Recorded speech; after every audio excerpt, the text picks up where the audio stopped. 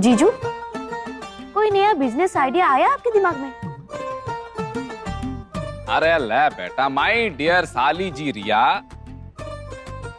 Business खेती की तरह होता है। पहले बीज डालो, फिर पौधा निकलने का इंतजार करो और फिर पौधे का पालन पोषण करो। बस समझ लो कि अब हम बीज डालने वाले स्टेज पर हैं।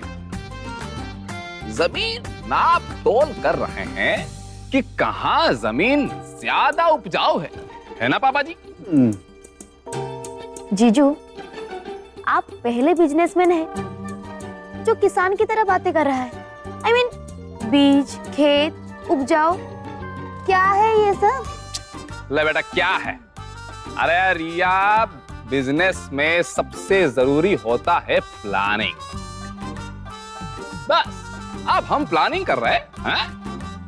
अच्छा, इतना प्लानिंग मत करिए, नहीं तो प्लानिंग करते करते ही आप रिटायर्ड हो जाएंगे। ले बेटा, बेइज्जती हैं? अरे साले साहब, भैया आप आ गए? दिल्ली की फ्लाइट सीधा छत पे लैंड कर गया क्या? शौर्य बेटा, तुम तो कल आने वाले थे ना? हाँ पापा, वो जैसी दादी की खबर मिली हम तुरंत आ गए। बेटा, ये सब बताकर हम तुम्हें परेशान नहीं करना चाहते थे, पर ये सब तुमको कौन बताया? और कौन बताएगा? एक ही तो है। हाँ है तो। अरे क्या कर रहे हो तुम दोनों? शौर्य बेटा, घबराने की कोई बात नहीं है। अम्मा बिल्कुल ठीक है। हाँ ठीक तो है, लेकिन अगर थोड़ा बहुत ऊपर नीचे हो जाता तो पूरा परिवार हिल जाता। इसीलिए आज से हम सबको अलर्ट रहना पड़ेगा मिसेस स्वरूप। लेकिन वो कुकर हमने नहीं चढ़ाया था। I know, but being an MD, साची के पास और भी जिम्मेदारियां हैं।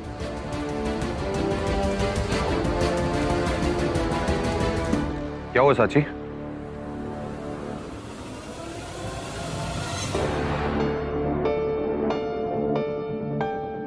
श्रीमान जी, हमें आपसे कुछ बात करनी है। हाँ बोलो साची।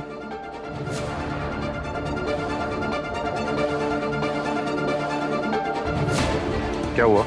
कुछ पर्सनल है क्या? नहीं, वो ऑफिस वाली बात करनी है। ऑफिस से रिलेटेड बात है तो सबके सामने करो। आखिर एमडी हो तुम। श्रीमान जी, हम वो एमडी वाली बात ही करना चाहते हैं। बोलो ना साची, क्या बात है? श्रीमान जी, हम एमडी नहीं बने रहना चाहते।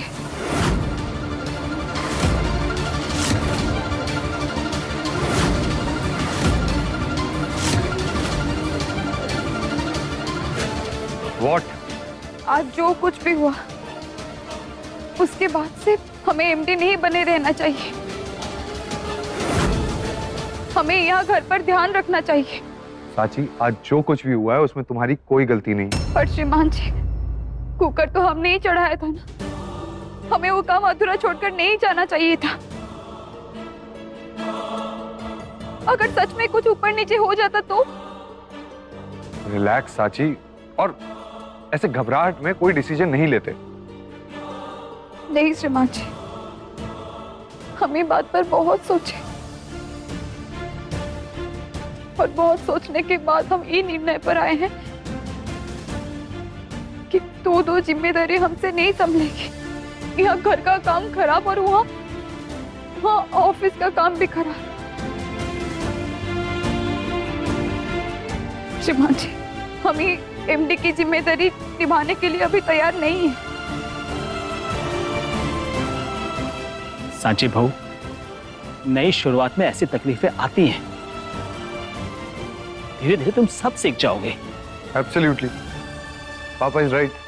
लेकिन अब क्या फायदा, जब खुद साची एमडी नहीं बने रहना चाहती तो ये जबरदस्ती काहे? बेमन काम करने से कंपनी का नुकसान ही होगा, कोई फायदा नहीं है। इसमें आप अपना फायदा ढूंढ रही हैं मिसेस स्वरूप, कंपनी का नहीं।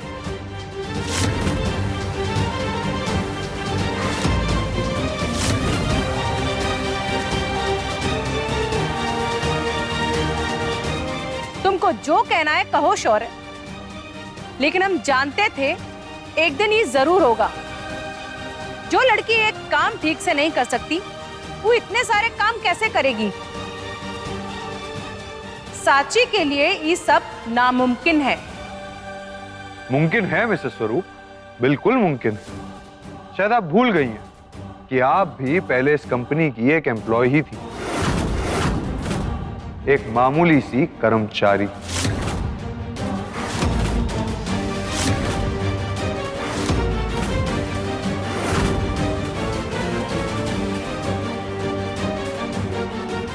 जब आप वहां से यहां तक का सफर तय कर सकती हैं, तो सब कुछ मुमकिन है। वाह शौर्य बेटा, अब ये सुनना ही बाकी रह गया था हमें।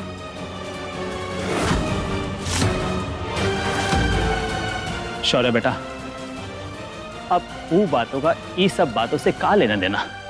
लेना देना है पापा। वो क्या है ना, मिसेस स्वरूप को साची की बढ़ती हुई पहचान से चुभन हो रही है।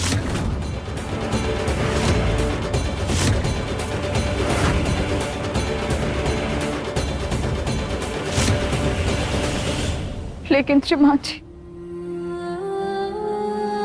हमें अपने घर में अपनी पहचान बनानी है, ना कि बाहर। साची, तुम बाहर की जिम्मेदारियों से ऐसे मत घबराओ। और क्या बोला था हमने? हम हमेशा तुम्हारे साथ हैं। श्रीमान जी, उसमें कोई शक नहीं है,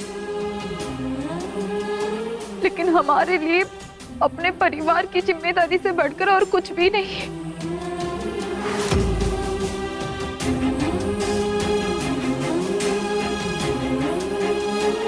एक कंपनी को संभालने के लिए जितनी मेहनत चाहिए होती है, उससे भी ज्यादा मेहनत एक घर को संभालने में लगती है श्रीमान जी।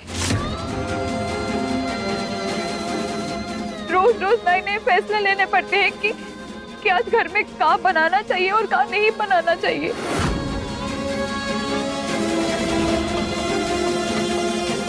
सबकी खुशी समझनी पड़ती है।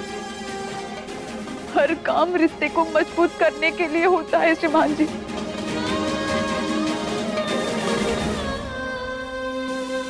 घर में की गई गलती का असर आंकड़ों पर नहीं, सीधे दिलों पर पड़ता है।